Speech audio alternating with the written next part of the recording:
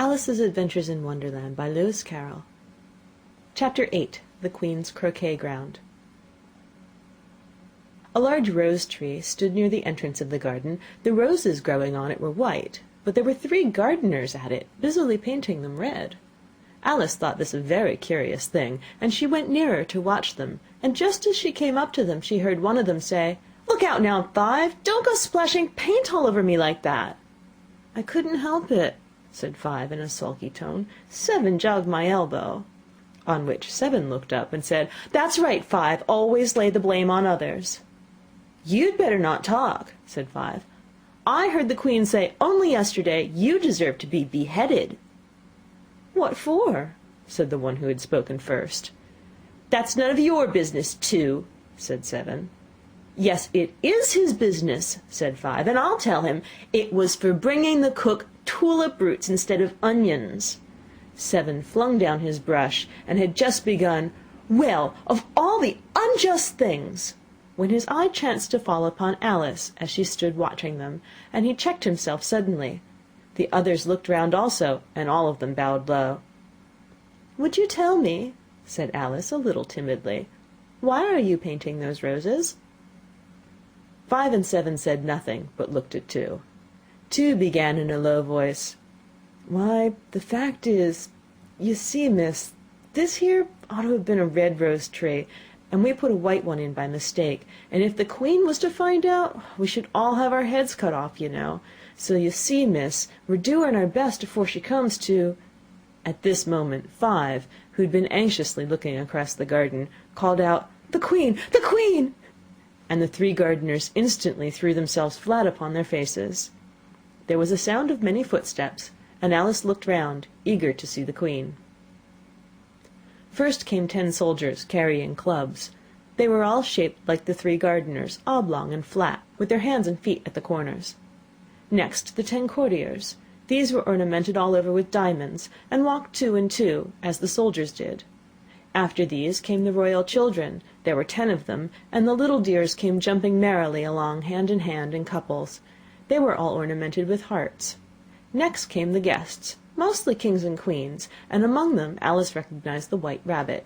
It was talking in a hurried, nervous manner, smiling at everything that was said, and went by without noticing her. Then followed the Knave of Hearts, carrying the king's crown on a crimson velvet cushion, and last of all this grand procession came the King and Queen of Hearts. Alice was rather doubtful whether she ought not lie down on her face like the 3 gardeners, but she could not remember ever having heard of such a rule at processions, and besides, what would be the use of a procession, thought she, if people all had to lie down upon their faces so they couldn't see it? So she stood still where she was, and waited. When the procession came opposite to Alice, they all stopped and looked at her, and the Queen said severely, "Who is this?" She said it to the Knave of Hearts, who only bowed and smiled in reply. "Idiot," said the Queen, tossing her head impatiently, and turning to Alice, she went on, "What's your name, child?"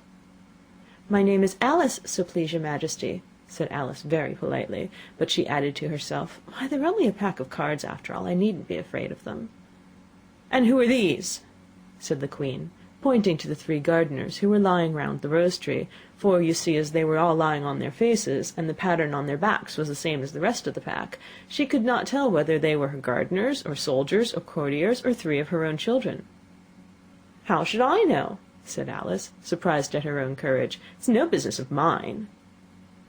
The Queen turned crimson with fury, and after glaring at her for a moment like a wild beast, screamed, "Off with her head! Off—" "Nonsense!" said Alice, very loudly and decidedly, and the Queen was silent. The King laid his hand upon her arm, and timidly said, "Consider, my dear, she is only a child."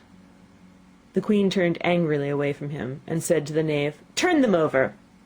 The Knave did so very carefully, with 1 foot. "Get up!"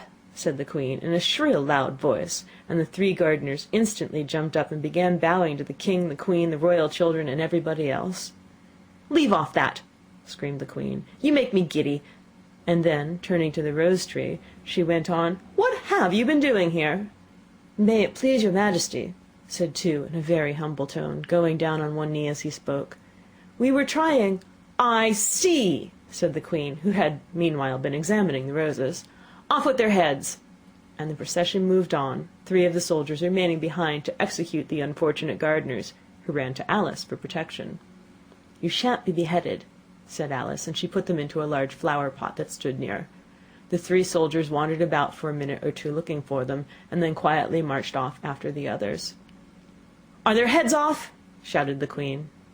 "Their heads are gone, if it please your Majesty," the soldiers shouted in reply. "That's right," shouted the Queen. "Can you play croquet?" The soldiers were silent and looked at Alice, as the question was evidently meant for her. "Yes," shouted Alice. "Come on, then," roared the Queen, and Alice joined the procession, wondering very much what would happen next. "It's a very fine day," said a timid voice at her side. She was walking by the White Rabbit, who was peeping anxiously into her face. "Very," said Alice. "Where's the Duchess?" "Shh, shh," said the Rabbit in a low, hurried tone. He looked anxiously over his shoulder as he spoke, and then raised himself upon tiptoe, put his mouth close to her ear, and whispered, "She's under sentence of execution."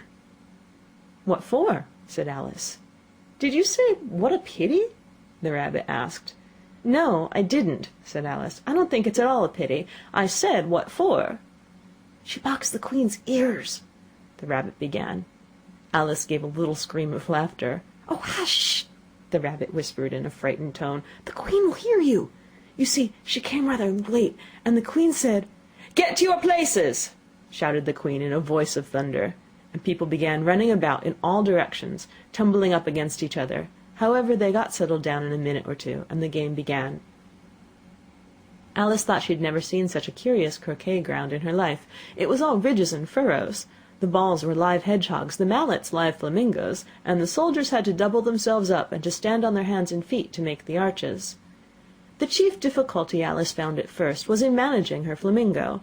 She succeeded in getting its body tucked away comfortably enough under her arm, with its legs hanging down, but generally, just as she got its neck nicely straightened out, and was going to give the hedgehog a blow with its head, it would twist itself round and look up in her face, with such a puzzled expression that she could not help bursting out laughing, and when she got its head down, and she was going to begin again, it was very provoking to find that the hedgehog had unrolled itself and was in the act of crawling away.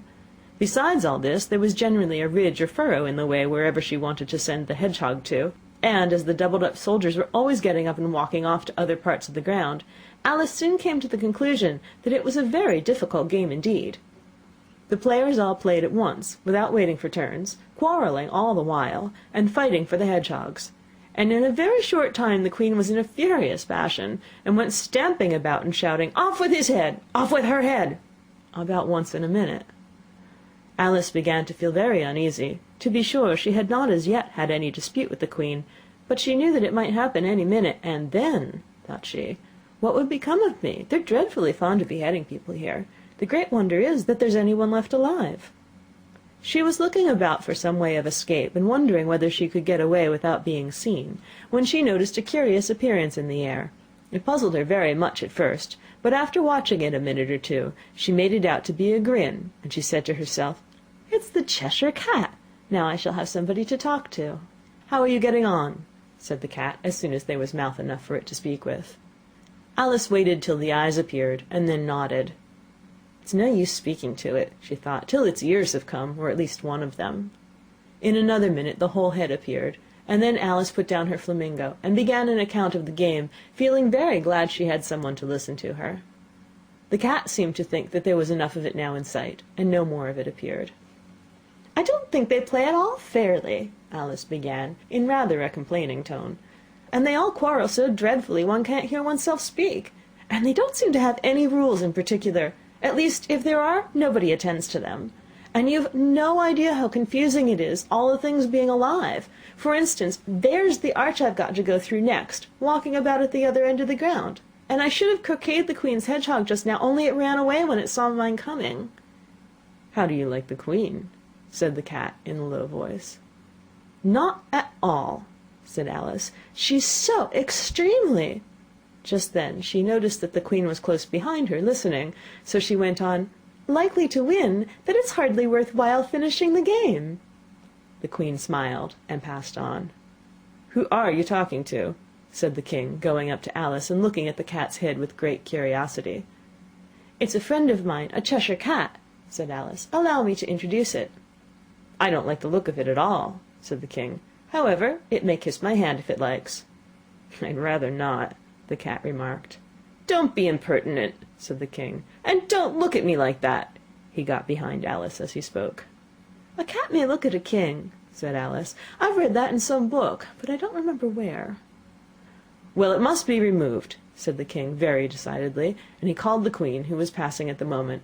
"My dear, I wish you would have this cat removed." The queen had only one way of settling all difficulties, great or small. "Off with his head," she said, without even looking round. "I'll fetch the executioner myself," said the king eagerly, and he hurried off. Alice thought she might as well go back and see how the game was going on, as she heard the queen's voice in the distance screaming with passion. She'd already heard her sentence 3 of the players to be executed for having missed their turns, and she did not like the look of things at all, as the game was in such confusion that she never knew whether it was her turn or not, so she went in search of her hedgehog. The hedgehog was engaged in a fight with another hedgehog, which seemed to Alice an excellent opportunity for croqueting one of them with the other. The only difficulty was that her flamingo was gone across to the other side of the garden, where Alice could see it trying in a helpless sort of way to fly up into a tree. By the time she had caught the flamingo and brought it back, the fight was over, and both the hedgehogs were out of sight. "But it doesn't matter much," thought Alice, "as all the arches are gone from this side of the ground." So she tucked it away under her arm, that it might not escape again, and went back for a little more conversation with her friend. When she got back to the Cheshire Cat, she was surprised to find quite a large crowd collected around it. There was a dispute going on between the executioner, the king, and the queen, who were all talking at once, while all the rest were quite silent and looked very uncomfortable. The moment Alice appeared, she was appealed to by all three to settle the question, and they repeated their arguments to her, though, as they all spoke at once, she found it very hard indeed to make out exactly what they said.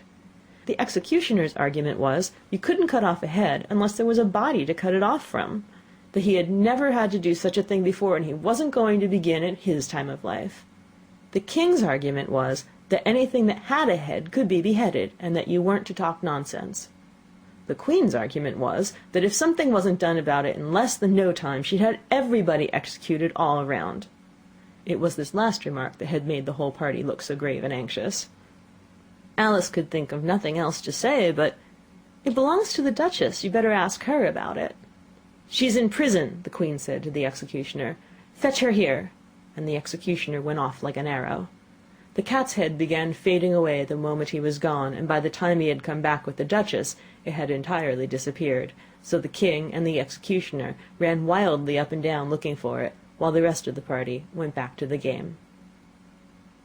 End of Chapter 8. Read by Kristen McQuillan, Tokyo, Japan, December 15th, 2005.